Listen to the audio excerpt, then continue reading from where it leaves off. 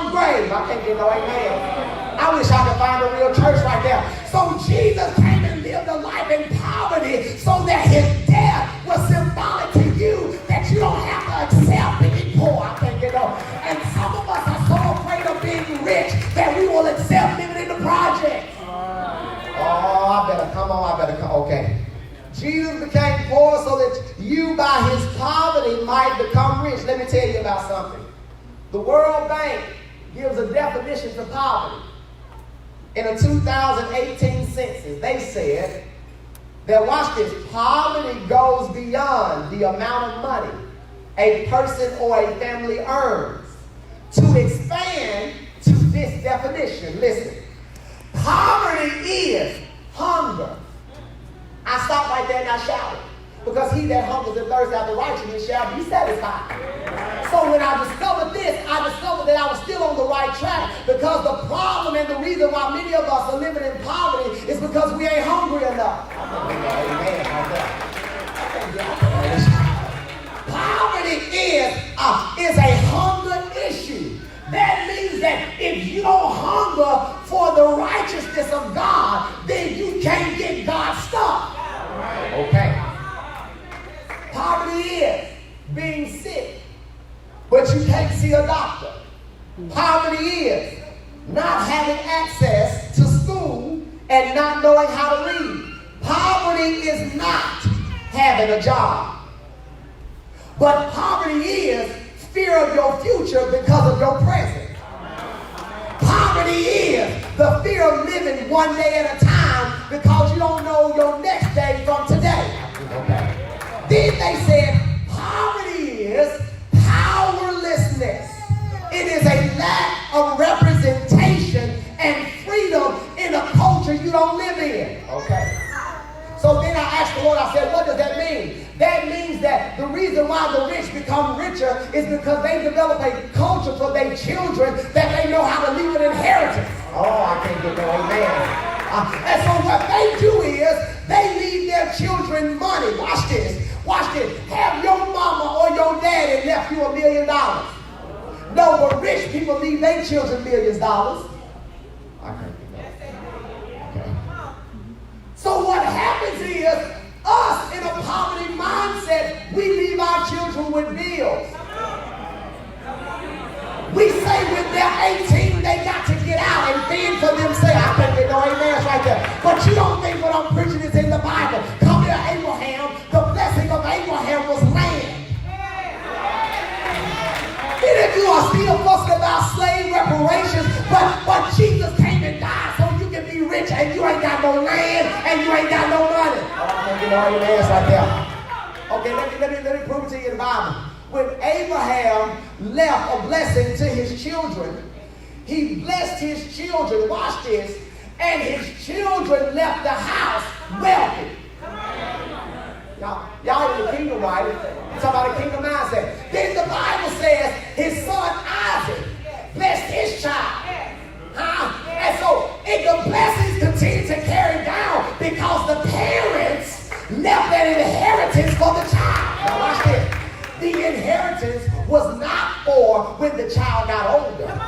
It was to get the child on their feet so they didn't have to start in debt. I can't get no amens right there. I wish I could find a church. See, I just lost the whole church. So what they did was they left their children money so that they didn't have to fear of working hard and being unfocused to get their own wealth.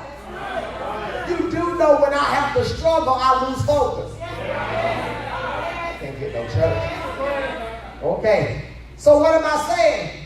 Christians are the only one who seem to perceive that being broke is next to holiness.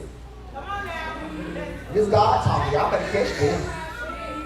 Because being low in income, a poverty culture mindset says this: I'm living by faith.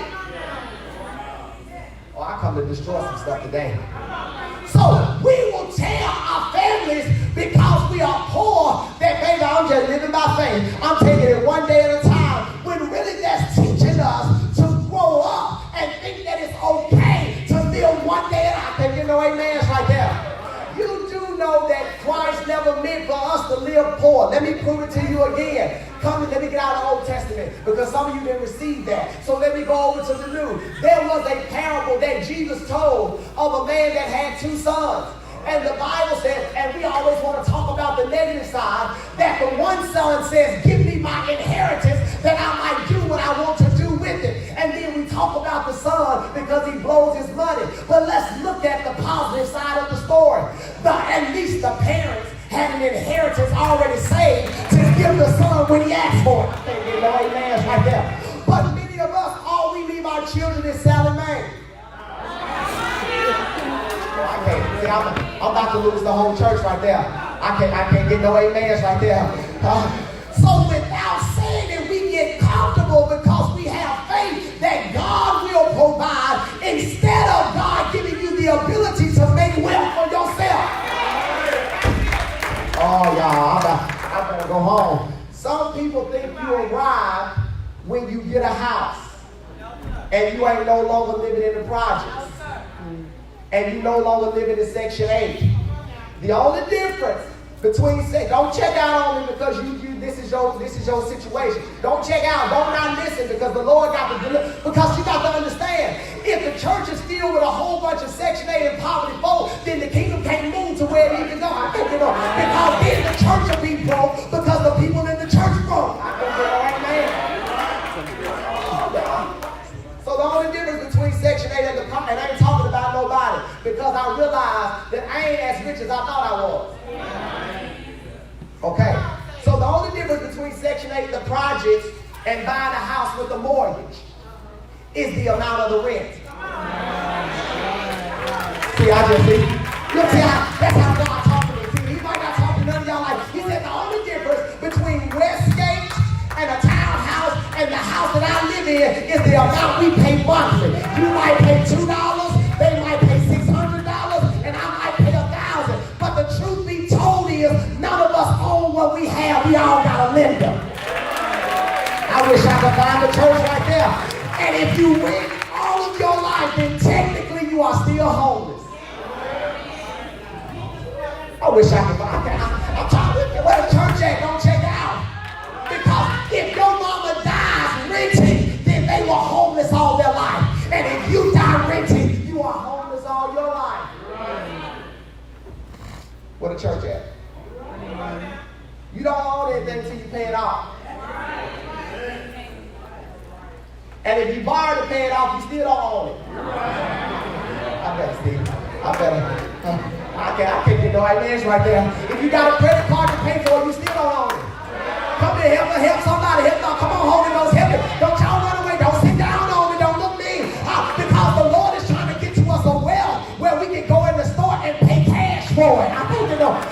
He wants to give us the wealth and the riches. Well, we ain't got to go on the car lot and get it financed, but he want to give us the money to get out there. You know, amen. And the reason why you can't say amen is because you got a poverty mindset. You think you always got tomorrow to have. Oh, he's coming. This is why God is speaking this, because we think that lying is the only deliverance the church needs. And we think lusting is the only demon that needs to be killed in the church. We think homosexuality is the biggest spread in the church. It ain't. The biggest spread in the church is the folk that are poor and don't got no money trying to dictate how the church spends the money. I can't get no amen. I can't get no amen right there.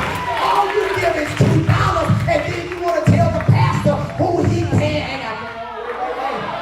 You want to vote them out and vote them in and tell them what they can and cannot do, and all you give is 50 cents.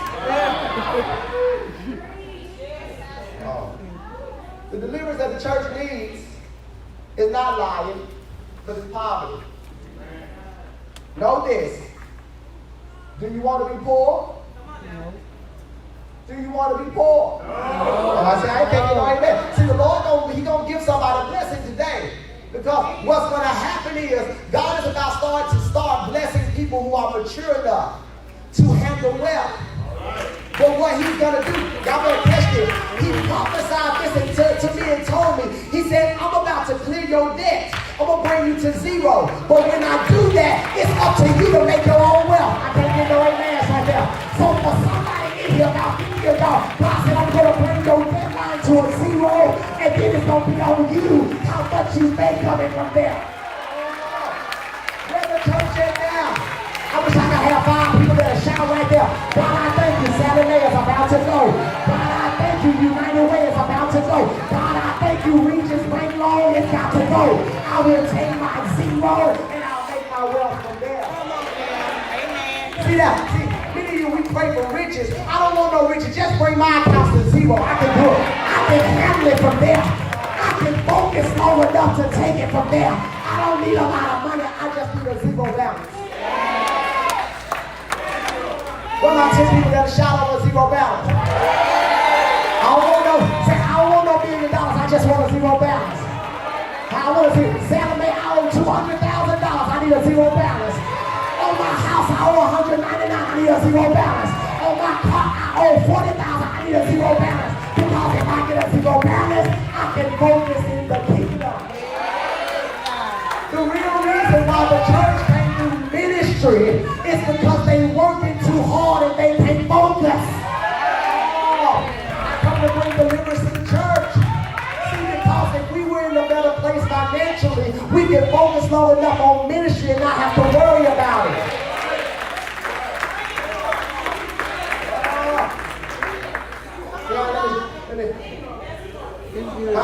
Y'all, he told me I started to shout. He said, I'm going to bring you to a zero balance. Then you got to take it from there. I said, God, I can do it. I can do it. See, that just hit me all over. I can do it from a zero balance. I can focus. I can go back to school on a zero balance. I can get another degree on a zero balance. I can find a better job on a zero. I can take care of my kids. I can come on welfare. I can come on. Y'all don't hear what I'm saying. Just give me a zero. God's about to start some of y'all over. He's about to start you afresh. He's about to give you a new beginning, and it's going to start with a zero balance. Can I prophesy about 5 of y'all? God says, yes, the wealth of the wicked is laid up in store for the righteous, but God said, I'm about to clear a debt that you don't deserve for me to clear, but I'm going to do it because I'm about to trust you with more. The only way to do that is to kill this thing. Let me kill it. Let me kill it. 3 ways we ended up in poverty. 3 ways. First way we ended up there is injustice. Y'all write these down, go back and study them so you can kill your own demon. Injustice. So the first way poverty happens is injustice. Put up James 5:4. Look, the wages you failed to pay the workers who mowed your fields are crying out against you. So I want you to read that because I need them to hear this. Because see, they think that their grandmama was picking cotton and they were slaves. But they don't realize that the owner of Bridgewater got them enslaved. Read it. I want you to catch this. See, you got to bring deliverance. They don't know that McDonald's got them enslaved. They don't know it. But when they read this, I wanted to hit them in their spirit. Read it. Look. That's what it says. Look. Read it. Look, the wages you failed to pay the workers who mowed your fields are crying out against you. It's talking to the owners. It's saying the owners is failing to pay the workers what they deserve to get paid by doing a job they don't want to do. I can't get no amens right there. And it's making the rich richer and it's keeping the poor poor. I can't find no church right there. So it says, watch this, injustice is when you make folks work and do a job and you don't pay them what they're worth. Y'all call it favor, but it's a poverty mindset. I can't get no amen. Let me deliver some people right here. You know when you find folk that know how to do stuff you need them to do, you want them to give you a favor. You know what I'm talking about. Because see, you good at your craft and you become an entrepreneur, and just because you doing it now and they need it, they want you to give it for free. They don't want to pay for it. Oh, I better go back over here. Because they got a poverty mindset. They don't want to pay you what you worth, but they'll go out to the world and they'll pay Ford $900 to fix their car, but they won't pay the shade tree mechanic $5. I can't get no amen. Where the church at? You want to know why folks walk around and they always prophesying favor? It's because they got a poverty in the blessing. Amen. That's good. That's good. Can I preach this like the Lord said preach it? Listen. He says, when the owners don't pay the mowers of the field, and the mowers of the field start to cry, Jesus said, I got to answer the cry of the mowers and not the owners. Okay, I'm about to prophesy again. I hope y'all ready for this. God is saying right now, if you'll catch this, for all of the people that's been mowing in fields, and I don't care where you've been, if you've been at Bridgewater, if you've been at Honda, if you've been at McDonald's, Taco Bell, Walmart, and they've been working you harder than what they've been paying you, God is saying he's about to hear the cry of the mowers and not the owners. I wish I could find it. He said the cries of the harvesters have reached the ears of the Lord Almighty. Oh, come here, church. So he says for every person that's been paying tithes, but they've been working harder than what they've been paid, he says, I'm about to bless them. Y'all wish I could find a church. He says, I'm about to bless them. I'm going to bless them so good that they can walk in their current job and quit and walk out and feel good about it. Oh, I wish I could find a church right now. He said, I'm about to give them so much. I wish I could find a church.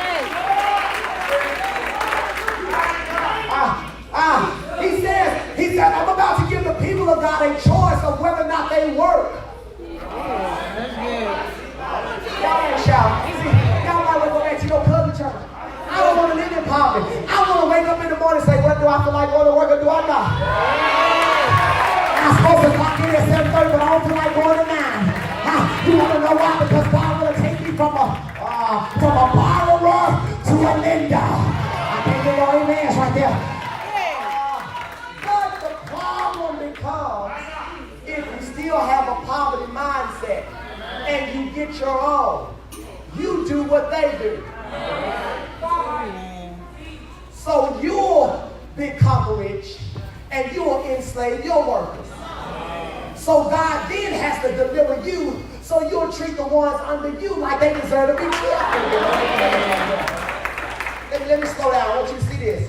Injustice is where people with power and authority create systems that will place and keep certain groups in systemic poor places, like Talladega.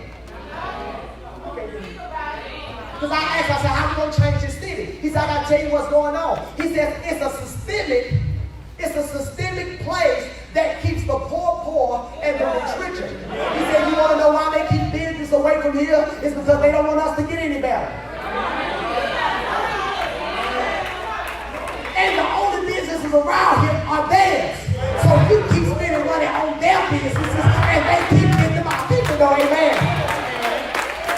But see, you think the way to change that is to go and get a better job. But the people who make those laws and rules are people who are in position.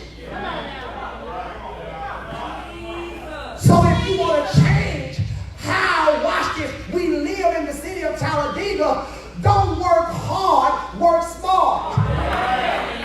We got to begin to raise people in churches who will get in position to change the system.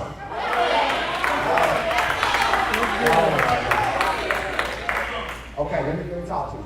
Slavery has been happening way before us. See, we black folks think that we were always slaves. I hate to burst your bubble today. For all of these reparation claims and you want money, you want stuff that you ain't worked for. Your grandmama worked for that stuff. Why you gonna ask for some stuff that you didn't work for? You think you deserve something, but you didn't pick no cotton. Baby, I'm glad I ain't picked no cotton because I'd be dead. Because I'd have said the wrong thing at the right time. That's what I'm saying. See, the Lord knew who to put into slavery times, and I was not the one. Thank God for 1984 and 1904. Because I want to survive. Because when I came out my mama's womb, I came out all the way free. Hello, church. Most of us would say that when our people were enslaved, that the goal of the people that enslaved us was to keep us less fortunate. But watch this. They actually found people who had not embraced their full potential. And the people that they enslaved, they just didn't know their worth. So they chose people who didn't know who they were in God and enslaved them by, watch this, by taking them into a system that they didn't believe they deserved anything better. I can't get no amen. See, now y'all, don't sit down on me right there. Because see, the problem and the reason why we were enslaved the way we were is because we didn't know who we were. It is easy to take the authority and rights away from a person who don't know that they got it. And that's why some of y'all don't go vote.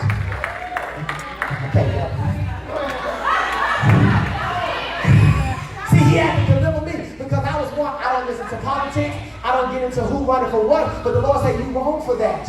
Because you got to understand who's going into position and power. He says, because literally you are handing over, you're giving them authority and power to develop systems that rule your life. I'm going to prove it to you in just a second. I want y'all to hold on to me. Don't run away, okay? Look at this. Let me burst your bubble for just a second. The first people to enslave people for real was Muslims. They enslaved people in the name of Allah. And they made them work, watch this, work so that they can pray every day.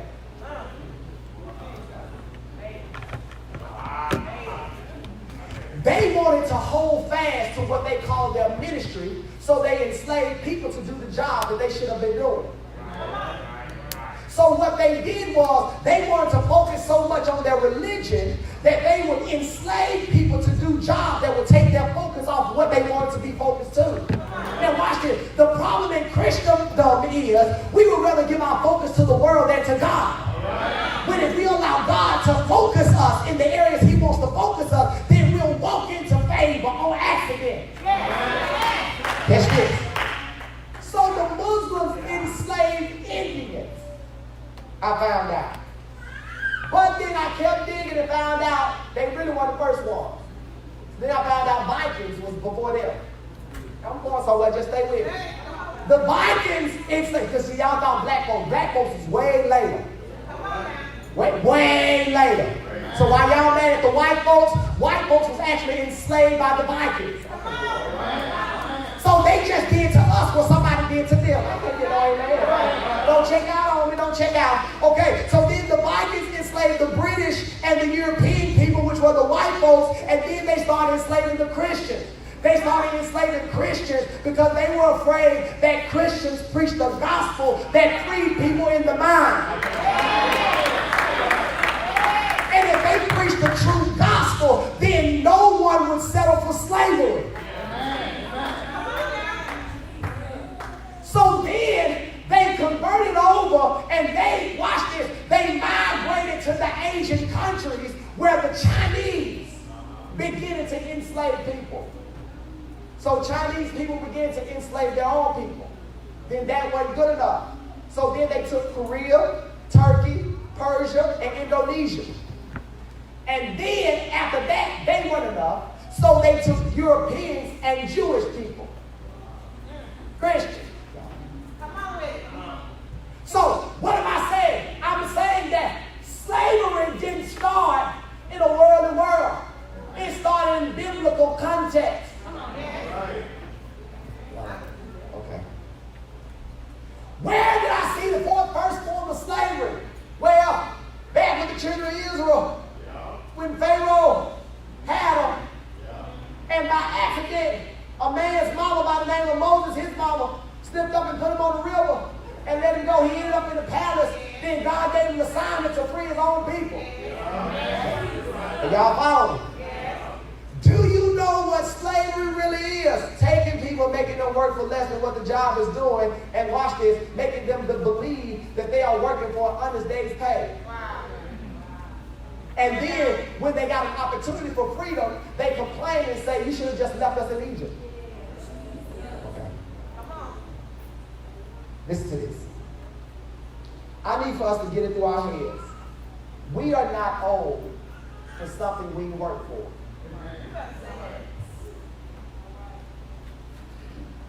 We are not old for slavery. I know we want to always put it on the white man that they're doing us wrong. They're not doing us wrong. We just don't know who we are yet.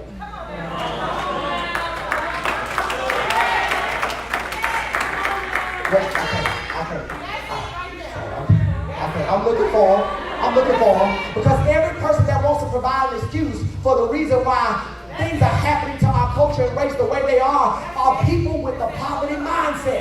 And I hate to bust your bubble. But see, we were raised in a culture that makes us think that way. But that culture also keeps you limited. Because if the only money you can get is black money,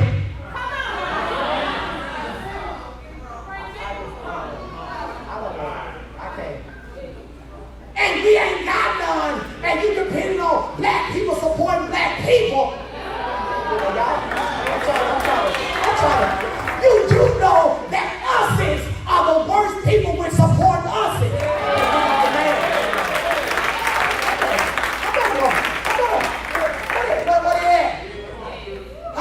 And so if you stick with the mindset in which you were raised and you say they're racist, but you're not, but you actually are.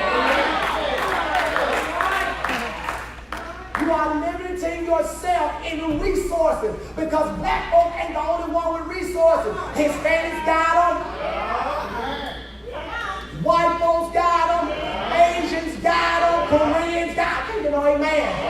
And if you'll learn to diversify yourself, then you'll learn to walk in wealth. Okay. Deuteronomy 8:18. I'm going to go home. Not too quick. I'm going to have to tell you something. Deuteronomy 8:18. But remember the Lord your God, for it is He who gives you the ability to produce wealth, and so confirms His covenant, which He swore to your ancestors, as it is today. He says, it is God that gives you the ability to do what? This was God's covenant with you, with your forefathers, to produce wealth. The ability to produce. The ability. Shout ability. Ability. If you are not producing wealth where you are, and you are not lazy and you got a job, notice, I did say that you are not lazy and you got a job. Come on now. And you are not, if you are working hard and don't have wealth, then watch this.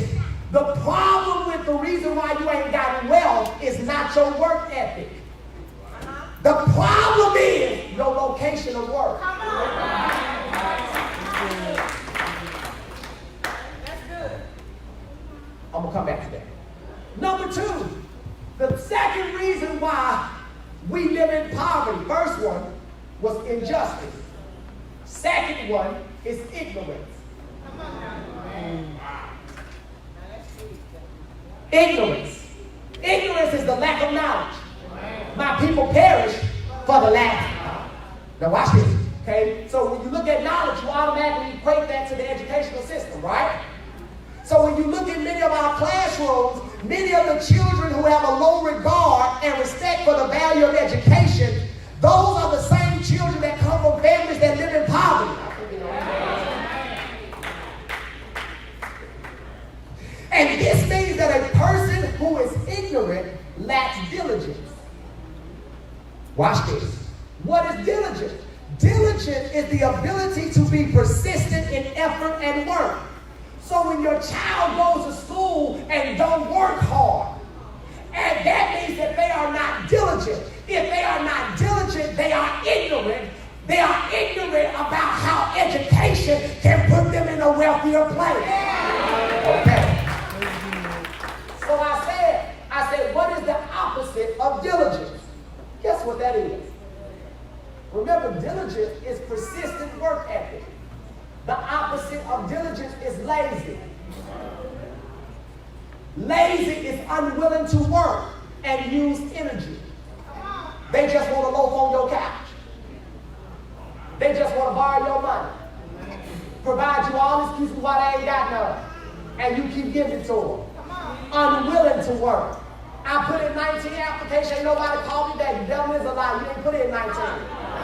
Because the truth be told, there's somebody out there that will hire you. Watch it. It may just be a place you don't want to work. You are unwilling. I can't do that. Don't nothing bothers me more than a person who don't like to work. And these people that don't like to work feel entitled.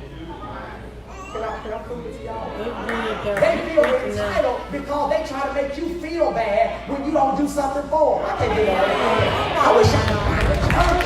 Y'all know who I'm talking. I'm talking about your cousin Bookie them. I'm talking about your brother and your son and your mama and your dad. When they ask for money, you don't give it to them, they make you feel bad about it. I can't get no, but they ain't got no job and they ain't working. Y'all got to say, I know your sister sitting beside you. Say amen. Amen. Because they won't deliver you and them. If they unwilling to work, the Bible says, man, that don't work. Baby, you ain't getting none of these groceries.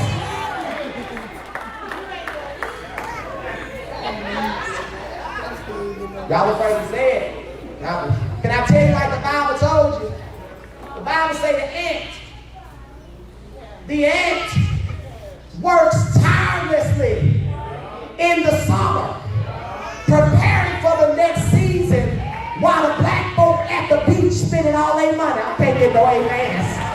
We on vacation, but the ant is building mounds in y'all's yard. I can't get no amens. I wish I could find the church right there. Watch this. And the ant is working without a supervisor. Ain't nobody got to tell them to work. Ain't nobody got to tell them to prepare.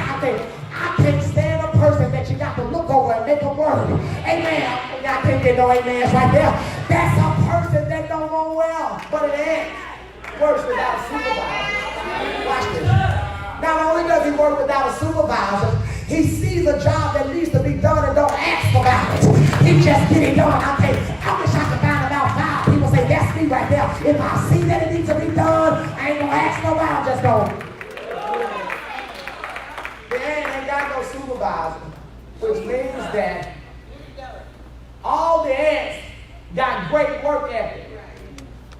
But what are they doing in the summer? They preparing for a season they're about to go into, while you're enjoying a season that's about to run out. I'm preaching real. I'm preaching better than y'all, amen.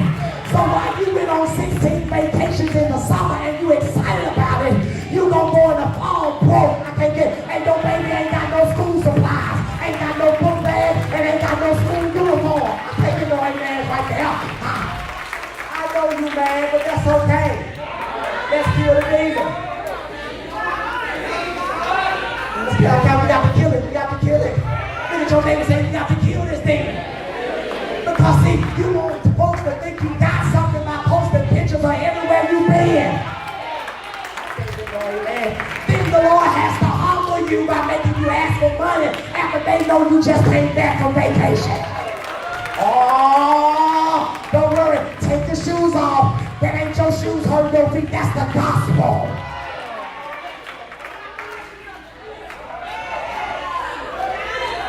Bible say that ain't got no supervisor. He working, and you ain't got to tell him. You ain't got to tell him to get off the couch and find no job. He working, preparing for the next season. Because the ant knows that seasons come and go. And some of y'all, God said, you're about to leave one season and go into your next. I wish I could just prophesy about it. You have seen your worst season this past season. But God is saying you're about to step into a brand new season. I can't get no. And God said you worked hard in this last season and He's been preparing you for the next season. And while everybody's going to be in a famine, you're going to be in abundance.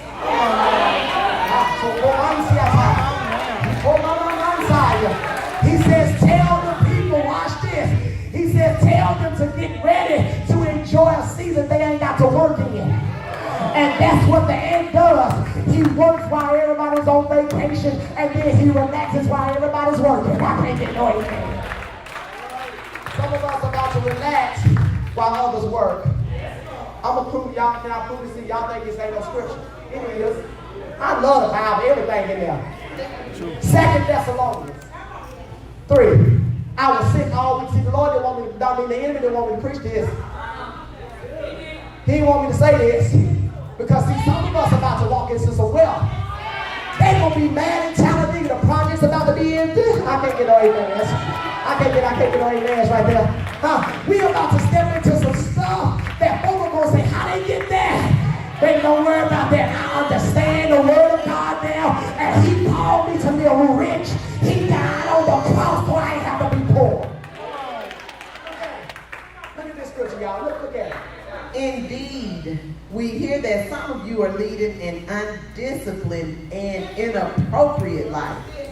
Going on too many vacations. No, you ain't got but $500 in your bank account. And the trips cost $900. I think you know, amen. Buying your children go cars and four-wheelers, and all you got is $300 and they cost $16. You borrowed the 12 to make them feel good about where you are not. I can't get no amen. I wish I could find a real church right there. And you ain't paid your tithes and your offering yet, and didn't realize it's the God that was going to save your life in January after you spent all your money in December.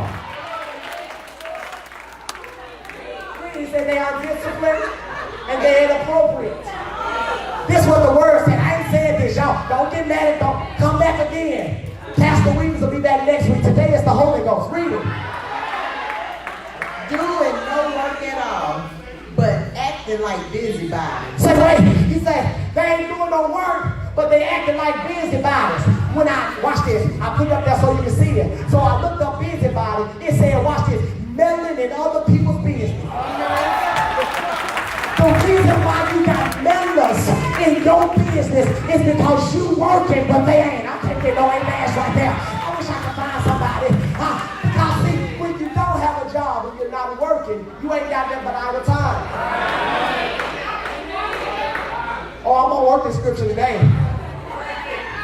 He said they lead undisciplined lives and a broken lifestyle, and don't get me wrong, the church will help you. But the church wasn't designed to feed your whole family and pay your bills. I can't get on. I can't. Okay. I'm coming back. I'm going to come back to that. Because we call to help the poor, but not the poor by choice.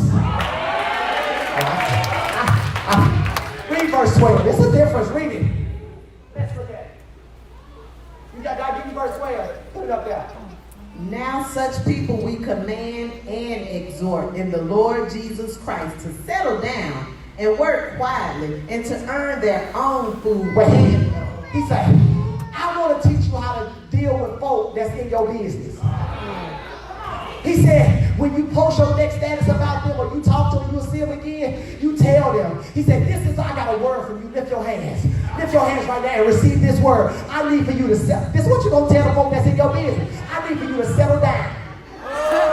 And I need for you to work quietly. And I need you to earn your own food because you ain't paying for mine.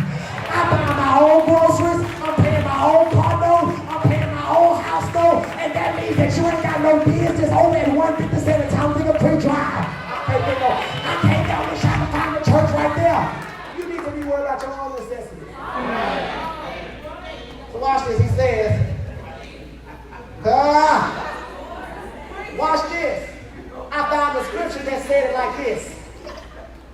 The Bible says Satan finds work for idle hands. That's what the Bible says. Satan finds work for, so that means everybody that's in your business are talking about you. Satan found them with nothing to do. I can't get no amens right there. Because if they had something to do, they could be worried about you. I can't get no, I wish I could find a church.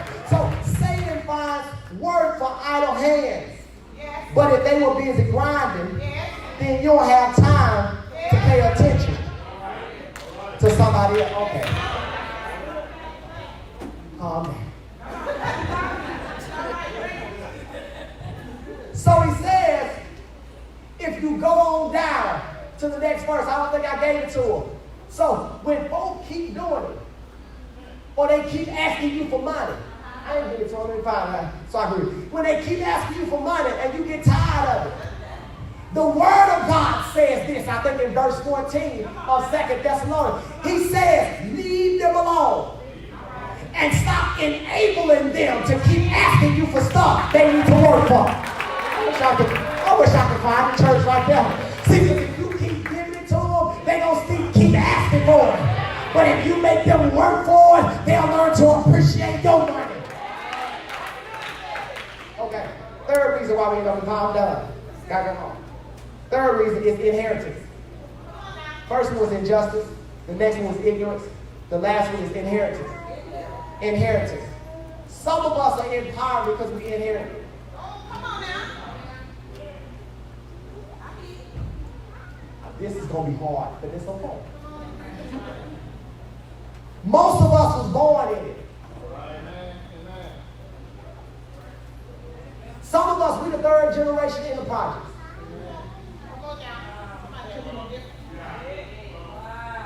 Some of us live in the same house in the projects our mama and grandmama lived in. Don't worry, it's okay. Don't worry. And I know you live in my faith, but your faith is misguided. Here we go. Nobody ever gave somebody the capacity, if you are still in the same place as your ancestors, that means that they lack a person with the capacity to take them from surviving to thriving. I know it don't feel good. That's okay. I'm hopeful that this don't feel good because there's a level of poverty mindset that restricts the kingdom. And we got to break it today, okay? You can't come into the kingdom and operate in ministry, but your mind is restricted by poverty. Okay. That's good. Say, tell me, Pastor. If Abraham left it to Isaac and Isaac to Jacob, what have you left? Come on, that's good. I want to know where's the businesses from my grandparents? Right. Where are the bank accounts with the thousands of dollars in them? Where's the land? Okay. Where are the companies and the businesses where they were the CEOs and owners where they passed them down to their sons and their daughters? You do know this biblical, right? But the only thing we leaving them is standing there. Oh, I'm going to deal with that right there. Just right here. Watch this. It is not my intended inheritance, and I've suffered Sally Mae. So, Mom, it ain't your fault. We were ignorant. But today we're going to learn better. Y'all okay with that? We're going to watch this. If Sally Mae, after today, is your child's master, that means that you are irresponsible as a parent. Don't worry, he preaches just for you. You preaching it to me. Because he's telling me you got to start your kids a bank account. I can't get on amen.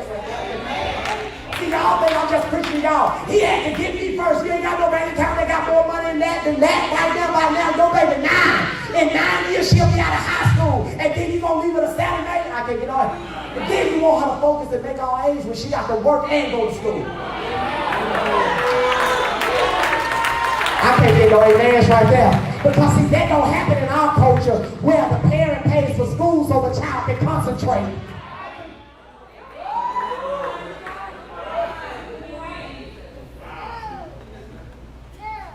I'm going to prove it to y'all ready. Proverbs 22:7. Put it up, Marissa. The rich rule the poor, and the borrower is a slave to the lender. Okay. If Sally Mae is the lender, and your child is the borrower, then you sold your child as slavery to Sally. I think you know, amen. See, we thought that the white folks enslaved us. I can't get no amen. See, this is going to free somebody. We thought they enslaved us. Yeah, they did. Our ancestors. But we are selling our own kids to slavery today. I ain't saying this right right there, y'all. Did I say it? That's what it said, right? The rich rule the poor, and the borrower is a what? Sallie Mae should not be your kids' parents.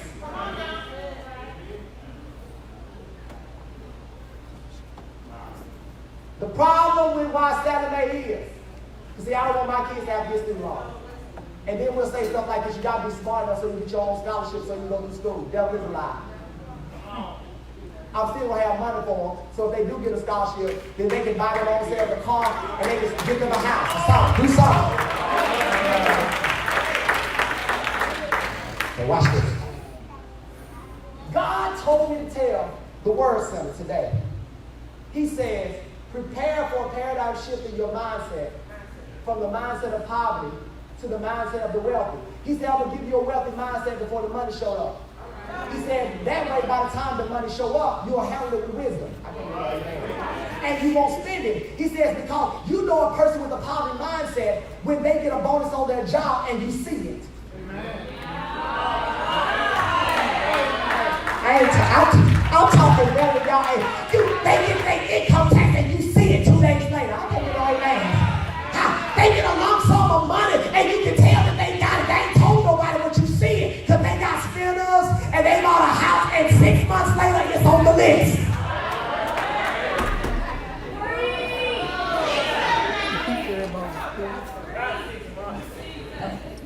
Now, I'm sorry. And y'all know y'all thought Trump said some horrible stuff. But I'm about to say some stuff that may bother you just like Trump, okay? Some of us should not have children until we have gotten done with poverty. It is irresponsible to get pregnant and you can't afford it. Hello all, right in here. It is irresponsible because you increase my taxes and my FICA and my Social Security and all that $2,000 they taking out my check. It's because you don't want to. Don't get quiet. Because see, you do know welfare comes from somewhere, and food stamps do come from somewhere, and that might be good for a time, but that ain't your landing place. I ain't talking about nobody, but I'm about to talk about some stuff, but it's okay. And I won't be done in about 3 minutes, but I gotta say this.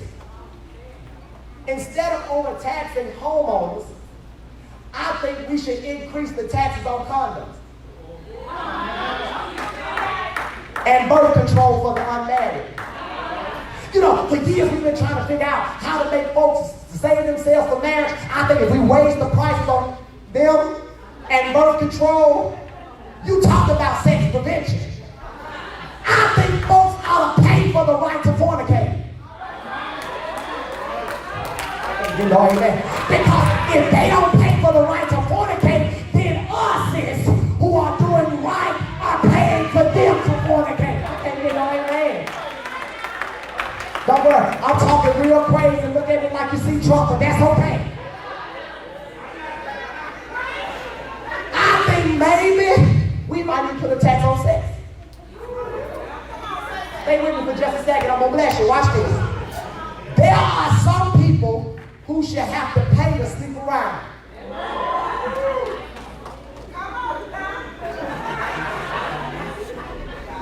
Y'all got to really, because the systemic truth is, the rich people were saying they weren't going to pay for you to sleep around and have kids you couldn't afford, so they would tax the middle class and the lower class and keep us enslaved by thinking we have to work so hard and make wages that we're working but we're not being paid for. Now, if you tax stuff that leads to having babies, then I think it will solve our child support issue. Y'all can't say anything like that. I think it'll solve it. Okay.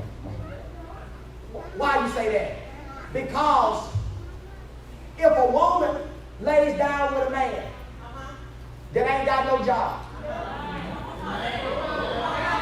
and have a baby, I can't get no man. You are good with that man as long as he wants you. But at the point that he don't want you, you put him on child support. And I don't understand because he didn't have a job before you laid down. Where's the church at right now? He was not working before you laid down, and now you want him to work after you done had a baby by him, but he's still the same man. Now you put him on child support and make us pay for it. Okay, I can't get up.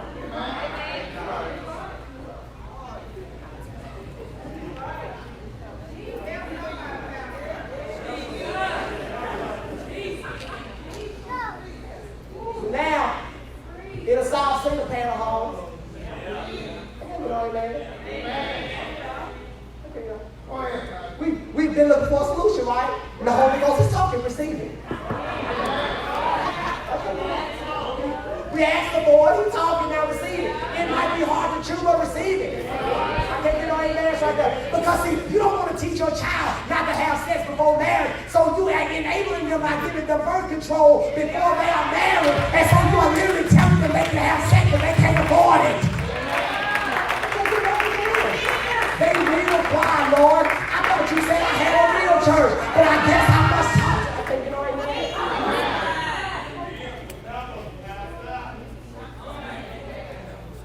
Now children can't even focus in school, in high school, because they got to get a job to help pay for their own school supplies. And they got to get a job to help you pay your bills. And then your light bill in their name, your water bill in their name. And then when they go to get their own house, they can't get one because they owe a debt that you start. I can't start. I can't.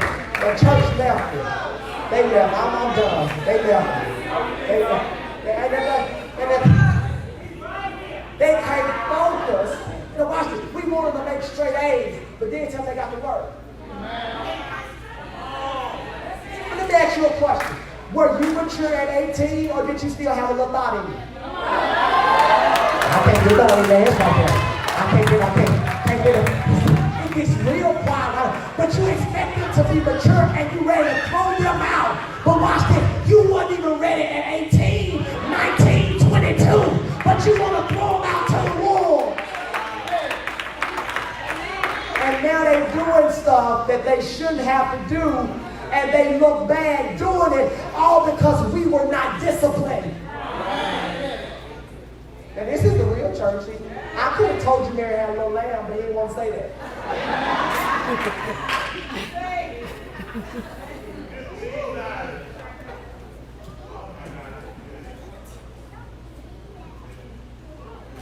I'm going to prophesy this, I'm done. He told me to stop. Y'all okay? We're about to experience divine interceptions. Divine interceptions.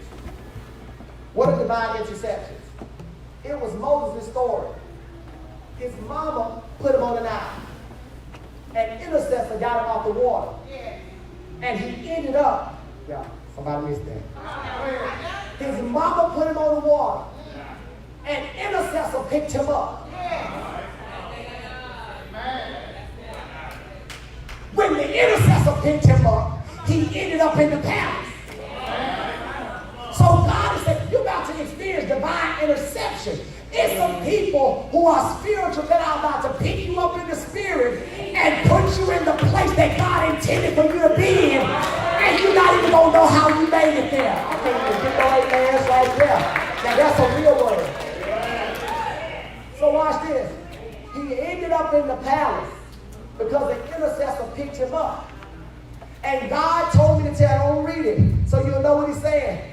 He says, I am about to start something and finish something at the same time. Okay. He says, but after I bring you out of this and I give you a zero start, he says, tell them Moses. He said, I need you to go back and get your people out. See, this is me going back now. This word is going back to get my people. He said, I need you to go back and get your people out after I bring you out. Okay. So then I said, what are you saying today? The Lord says, tell them this was the topic on your message. I said, what was it, Lord? He says, your title was Let My People Go. Somebody should shout like that. The reason why some of our parents ended up on drugs and had addictions that, watch this, that were not favorable to the children was probably because the poverty culture and that mindset overwhelmed them and they ended up in a predicament they couldn't overcome. So God is saying that has bound our families is about to let it go. Okay, see, now I think y'all should be able to shout. Everything that has your family bound, God is about to free them now. Right here in this place, he is saying, tell Pharaoh to let your people go today. All right, here we go. So, all of the drug addictions in my family now got to go. The alcoholism got to go. The ones that don't want to come to church, they got to come to church. Okay, you know, all of the unsaved ones got to get saved. I think they about to be let go and be freed. I got to get. Where y'all at? You do realize this prophecy is going to get some of your family members out of jail. They going to parole early and don't deserve it. I can't get on your ass right there. And when they come up, they'll come up with a changed mindset and they'll be ready to be productive members of society. Because God is freeing them, not only in their wealth, but in their mind, in their heart. Y'all. He says, tell them today, the word of the Lord is, I command you to prosper. I command you to abundance. And I command you to overflow. And then the Lord whispered to me in my spirit, he says, stop second guessing what your spirit is telling you to do. And he says, tell somebody to stop questioning everything in this season. Because God said, in this season, I am setting up divine interceptions, divine encounters, divine hookups, and not booty calls. Divine meetings. Y'all better hear what I'm saying. And people are going to begin to sow by the unction of the Holy Ghost, and you're going to wonder why you are there. Okay, I'm going to prove it to you, and I'm done. I've been sick all weekend, thought I had the flu. In the bed, under the covers, all day Friday. Had a wedding on Saturday. No way I was supposed to make that wedding the way I felt on Friday. But I told the Lord, I said, if it's your will, I need to make that wedding. I felt like I needed to be there. Not because I was the best man, because I had made a commitment. Right. Didn't know why the Lord was setting me up and my wife. So, we get up, I get up, 5 a.m. Saturday morning. Start to get dressed. I feel better than I did Friday night. Get to the place, get to the wedding. Wedding was beautiful. Sit down at the lunch. And this woman started talking to me. And you know me, I don't really like to have conversation with folks. And I really don't like to talk to people that talk a lot either.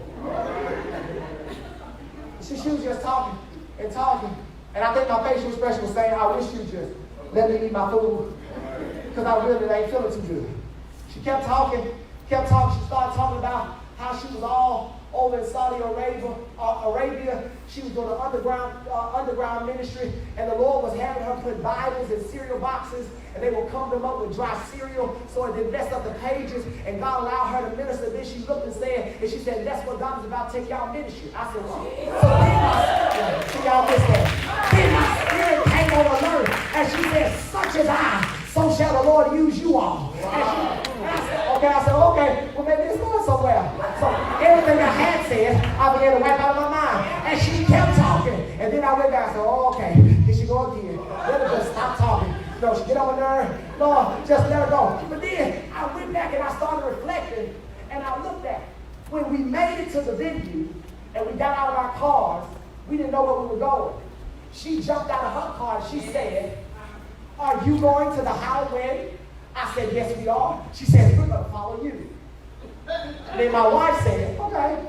We were at, watch this, the elevator. And there were people in front of us, and the elevator would not open. We were saying, okay. okay, let's just walk away like everybody else and get on the steps. Don't stand there and continue to look like food for the next 10 minutes. Everybody else can walk away. The lady says, watch, this same lady, she says, I don't deserve to walk. And she went in tongues. And she said something in tongues, and the elevator said, ding. Y'all better hear what I'm saying. The elevator went ding, opened up, watch this, and we were about to take a path that would have been taxing on our bodies, and that would have wore us out. Y'all better hear what I'm saying. And the Lord is saying, I'm about to save some of you from a path that would have worn you out in the next season. By divine interception. Y'all better hear what I'm saying. So watch this. So everybody came over, we went with the lady to the venue. We got there, we eat now, okay, y'all. So we eat now, and the lady tell me all these stories. She telling, talking, and my friend laughing at me because he looking at my face, and I'm like, okay, she just needs to really. And I thought she was bougie. You know, my mom said, this a bougie lady? I don't do bougie well. And she taught me all proper and telling folks what they should do, what they shouldn't do, how you should wear your hair, how you should. And I'm like, okay, this is a waste of my time. And then watch this. Then the Lord said to me, watch this, Dad. He says, when she come into the restaurant, we were all sitting. She got there late. And God said, I did it on purpose. I said, how do I know? She got there, she told the waitress, and I don't know if you heard her, the waiter, she said, I can't sit here because I'm left-handed. And I'm not going to sit and eat uncomfortable and bump into people. Y'all got to catch this. She says, I can't sit here because I'm left-handed. I'm not going to sit uncomfortable and eat and bump into people. And then my spirit looked up and said, I'm left-handed. You can sit right here because we won't bump. The only reason why she was sitting beside me, y'all better hear what I'm saying, because God divinely set it up. Y'all ain't even got to the lesson yet. So I kept on like, I don't know what's going on. So by the end of the story, the lady looks and says, she said, I got to obey God. She said, what is it in your ministry that you're about to do? My wife said, we're about to do a witness conference. She said, well, let me obey God. She had a checkbook out that paid the bill for her eating. She took another checkbook out and wrote a check. She wrote, y'all better hear what I ain't talking about a check that Tyler in high school wrote. I'm talking about a check that a stranger wrote that God defined me.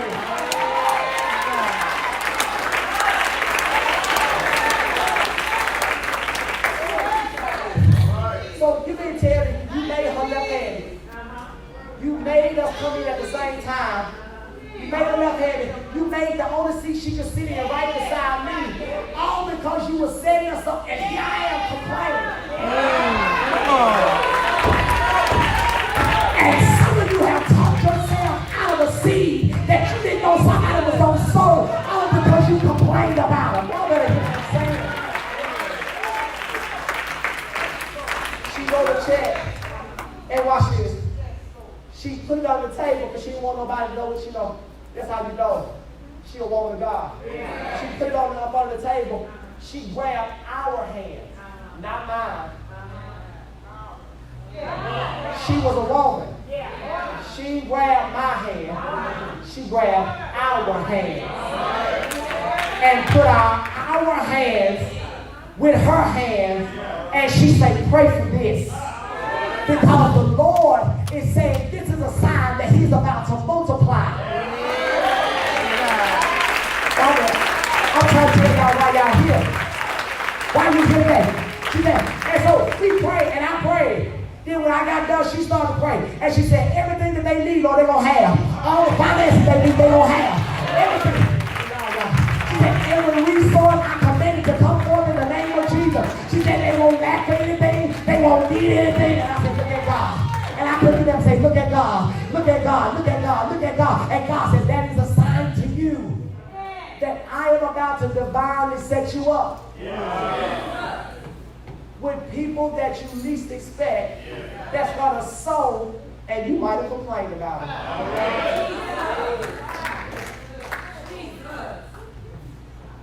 Why did I say all that? I said all that to say, God says, prepare yourself for divine interceptions. You're gonna not want to go to Walmart and you won't feel like it. But your spirit gonna tell you to go. Right. And by the time you leave, you gonna leave blessed. Y'all better hear that. You gonna sit down in a restaurant at a table and not gonna want to talk to your neighbor, but your spirit is gonna tell you to speak, and it's gonna lead to a. Y'all better hear what I'm saying. The Lord is saying He's about to set us up so that we won't even have to work in the next season. Only thing we have to do is come into divine alignment. But the only way you'll come into divine alignment is you got to be delivered from a poverty mindset. Because you might not can afford to go to Logan's, but your spirit says, get up and go. He's setting you up. Y'all better hear what I'm saying. This is going to cause us to get out of the skin of comfortableness and step into a place of uncomfortableness, because that's what we're about to find. We're about to find the blessing. God says, tell the people, I have already released their angels with their wealth. And I, watch this, I didn't lock it up and I'm not going to drop it on the ground, but I put it in the hands of men and women. And they got to be able to interact with them in order to release the blessing. Y'all better hear what I'm saying. He says, so this is the conclusion of the Beatitudes. If you interact right, you'll get the real blessing. I close my Bible. The people that got faith to receive, I'm telling y'all what I'm talking about. It might be somebody on your job you don't like. The Lord might tell you to go to work and talk to them. You gotta obey. As I close, think about this story. John Eckhart said this. He said, the movie note of 50 Shades of Grey came out. Him being a Christian and a pastor, he prayed that they didn't make no money. He said, I hope that movie don't make no money. One day he got up and the Lord told him to preach a sermon. Catch this. Told him to preach a sermon that God was getting ready to release wealth. Y'all listen to me. He said he preached a sermon, God was getting ready to release wealth. And he was giving people the ability to sow $1,000 seeds. Now I ain't asking y'all for no money, but listen to this story. He had prayed against the movie 50 Shades of Grey because he felt like it was an unholy movie. That Sunday he preached, and the Lord told him to say what he said. A woman wrote him a check for $50,000. Why y'all gonna catch this?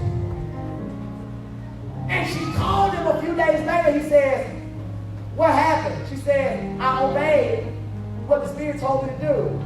She said, Pastor, let me tell you a story. My husband died years ago, but he wrote music. She said, they put his music in 50 Shades of Grey.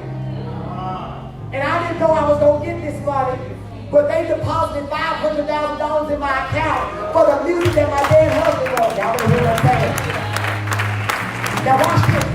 The movie that he prayed against was the same thing that brought in the blessing. Y'all hear what I'm saying? So God is saying, be careful what you put your mouth on in this season.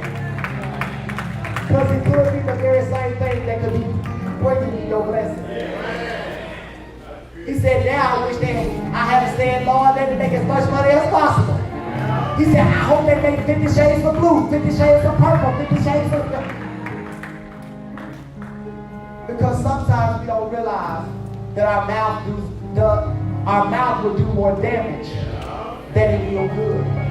Sometimes we talk ourselves out of blessings and favor, and we don't even realize it.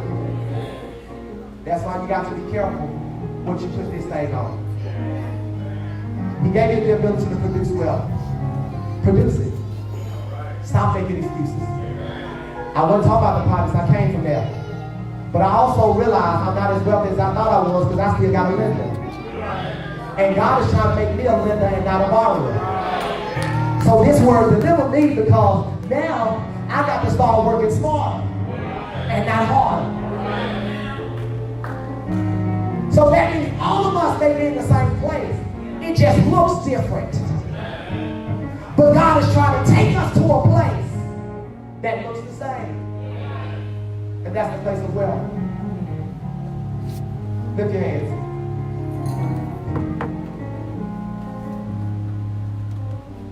Father, I'm thankful that today you've broken that spirit of poverty, that mindset of poverty. You've torn it all the way down. God, I'm praying, oh God, and I know that your word has entered a conviction level in us that makes us desire greater again, that makes us desire the next level of you.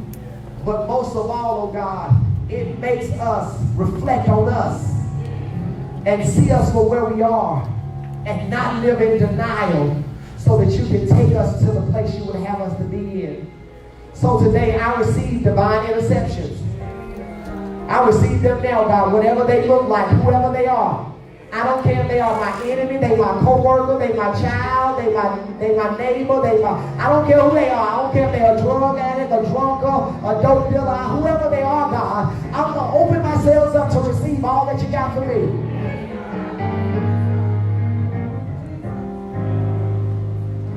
And today, I declare I'm free. I declare I'm free. And I ask for your wisdom to handle the wealth that I'm about to receive. And I was just reminded that for many of us, he's going to take us to a zero balance. He said, tell him again, because there's still some of y'all that don't believe it. When I tell you, somebody better shout over, I don't care what it is, a zero balance. Not in just one area, but in your entire life, zero balance. I declare it so. I command it to be so right now, all over this room, so that we can focus on ministry like never before, so that we can obey God like never before, so we can be more focused than before. We receive the zero balance. Now in the name of Jesus, zero balance. Look at your neighbor, high five your neighbor, say, I receive it. I receive my zero balance. Somebody give God a shout right there. That's